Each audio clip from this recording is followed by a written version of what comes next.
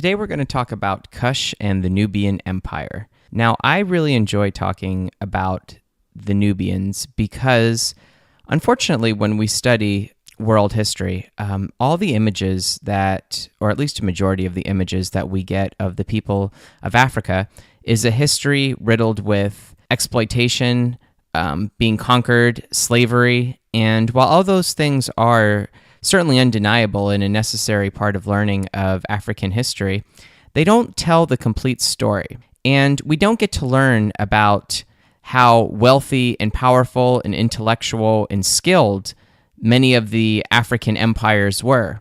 And that is exactly what we're going to learn today when we learn about the Nubians. Now, the first thing that we should know about the Nubians is where they were geographically located.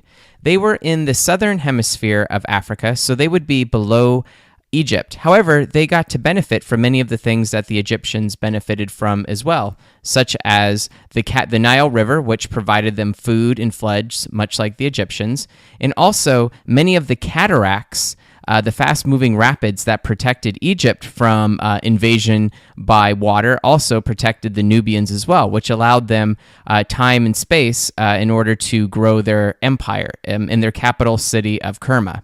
Now, the Nubians' two main sources of trade, which helped them to get wealthy, were ebony and ivory. They also had large stocks of gold, which they traded as well, allowing them to grow wealthy.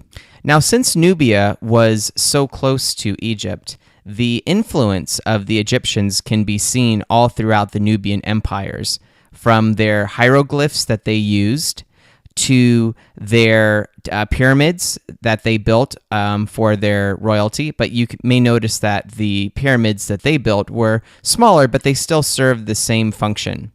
They also incorporated many of the Egyptian gods, but had a few gods of their own.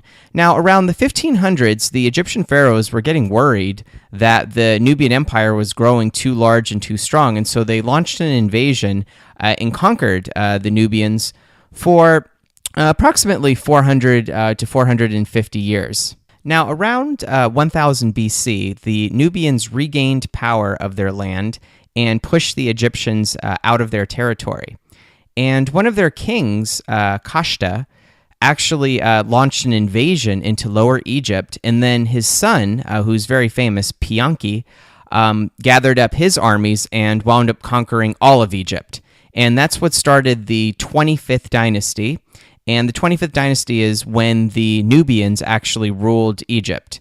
The Nubians would eventually be conquered and thrown out of Egypt by another invading tribe from Mesopotamia known as the Assyrians. Now, while the Nubians were unable to hold Egypt for more than a few decades, just the idea that they were able to amass enough wealth, power, organization, and strategy for this band of African people to overthrow probably the greatest empire of the world at the time is really just a testament to just how brilliant and amazing the Nubian people really were.